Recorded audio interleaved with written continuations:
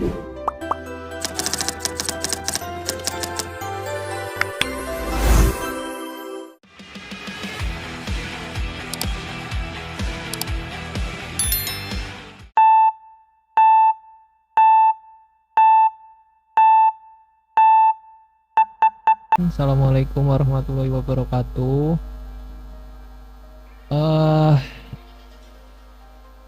Sekali lagi terima kasih atas kesempatannya. Jadi pada kesempatan sore hari ini saya mungkin hanya merangkum saja ya apa yang sudah ada di buku panduan. Jadi saya pikir ini tidak terlalu panjang Bapak Ibu sekalian. Yang pertama yaitu yang ingin saya sampaikan berkaitan dengan asesor PKD. Nah, mungkin di awal ini sebagai rangkuman alur ya, bagaimana seorang asesor atau seorang dosen itu nantinya dapat menilai laporan kinerja PKD yang sebagai asesor gitu ya. Dimana dalam hal ini tentu saja harus ada dosen terlebih dahulu yang melakukan pengisian PKD kemudian melakukan simpan permanen. Dilanjutkan setelah itu ada peran dari admin PKD yang tadi sudah disampaikan oleh Pak Mahendra ya, atau Mas Mahendra, untuk melakukan plotting penilaian dari BKD yang telah siap dinilai gitu ya. Nah dari situlah baru Bapak Ibu yang nantinya sebagai asesor melakukan login atau akses ke proses penilaian untuk melakukan penilaian laporan dan melihat ya atau melakukan pengesahan terhadap penilaian yang telah dilakukan seperti itu. Jadi secara garis besar alurnya seperti ini. Nah kemudian Bapak Ibu yang berikutnya terkait asesor BKD sendiri, ini sebenarnya ada dua jenis ya atau dua istilah yang kami gunakan. Yang pertama yaitu asesor internal dan yang kedua asesor eksternal. Asesor internal dalam hal ini yaitu Bapak Ibu dosen tinggal login atau mengakses sister kampusnya masing-masing, kemudian masuk ke menu layanan BKD dan memilih submenunya asesor BKD. Nah dari situ seharusnya ketika alur yang sebelumnya sudah dijalankan atau berjalan, maka terdapat nama-nama dosen yang bisa dinilai oleh Bapak Ibu asesor itu. Sedangkan untuk asesor eksternal yang membedakan hanya proses login di awal saja. Karena asesor eksternal akan menilai laporan BKD di luar homebase PT-nya gitu ya.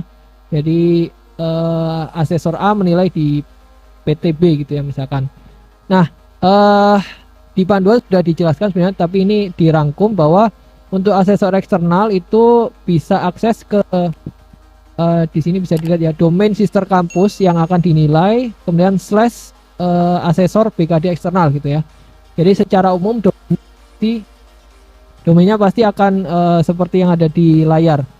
Kemudian untuk berikutnya yaitu mengisikan nama PT yang menugaskan menilai, kemudian mengisikan username akun sister ya tentu saja. Jadi Bapak Ibu dosen yang sebagai asesor kemudian diminta menilai di luar homebase-nya, maka tentu saja harus memiliki akun sister gitu ya. Kemudian yang ketiga yaitu memiliki nira BKD, di mana perolehan nira ini sudah dijelaskan ya atau diatur salah satunya dalam proses penyamaan persepsi gitu ya saya pikir. Kemudian yang terakhir yaitu memiliki token. Nah token ini di poin berikutnya diperoleh dari unit BKD internal PT yang menugaskan asesor.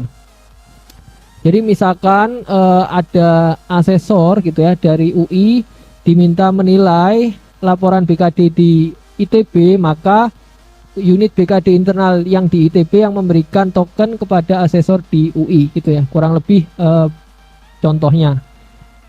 Nah berikutnya mungkin lebih ke arah tampilan ya Bapak Ibu, yang diambil dari panduan. Tentu saja ini tampilan halaman akses untuk asesor eksternal, karena saya pikir kalau asesor internal tinggal login seperti biasa ya ke sister masing-masing. Jadi untuk asesor eksternal tadi sudah disampaikan ada pemilihan PT terlebih dahulu, kemudian pengisian username asesornya, username akun sister ya, kemudian pengisian nira BKD, kemudian pengisian token gitu ya. Token tadi diperoleh dari mana? Dari admin BKD yang menugaskan.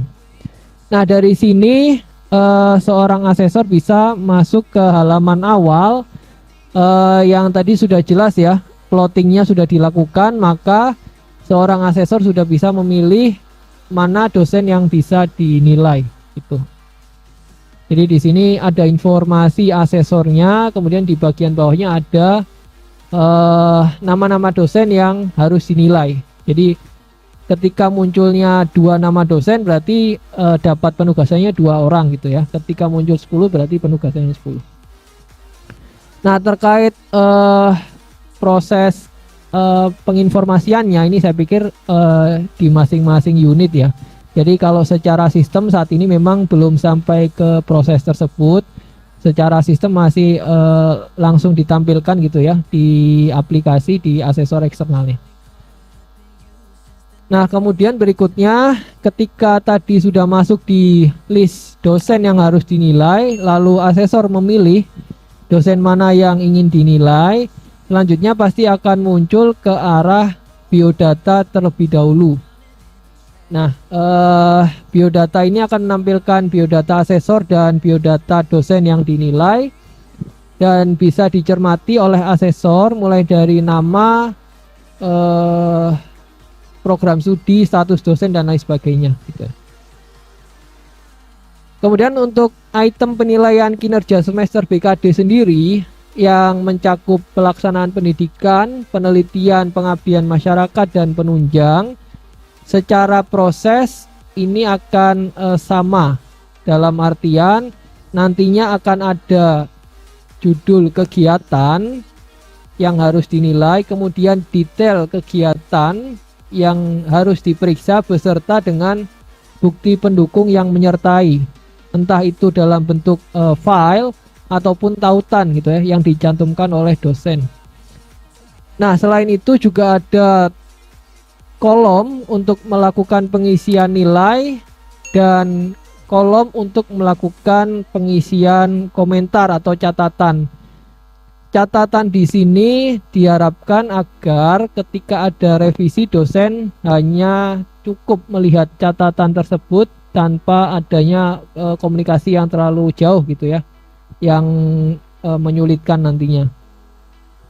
Nah, selain itu juga ada tombol simpan penilaian. Jadi setiap pengisian nilai ada tombol simpan penilaian, dan yang di paling bawah itu ada informasi ya terkait perubahan status kinerja. Jadi setiap kegiatan yang diklaim dosen itu masih dapat disesuaikan oleh asesor, penyesuainya pada kolom status. Jadi apakah statusnya akan diubah menjadi beban lebih atau yang lain gitu ya.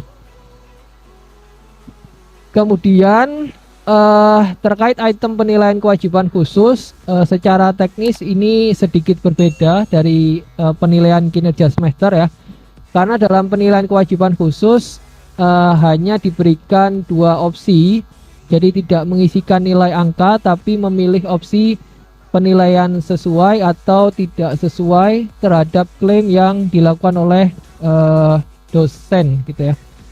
Nah, tentu saja ada kolom komentar dan tombol simpan penilaian gitu. Dan yang berikutnya ini ada halaman simpulan ya. Setiap asesor akan dapat melihat simpulan dari penilaiannya, hasilnya seperti apa. Kemudian nanti ada tombol pengesahan di bagian bawah. Jadi untuk menyatakan bahwa penilaian yang dilakukan telah selesai dan dapat disahkan gitu ya.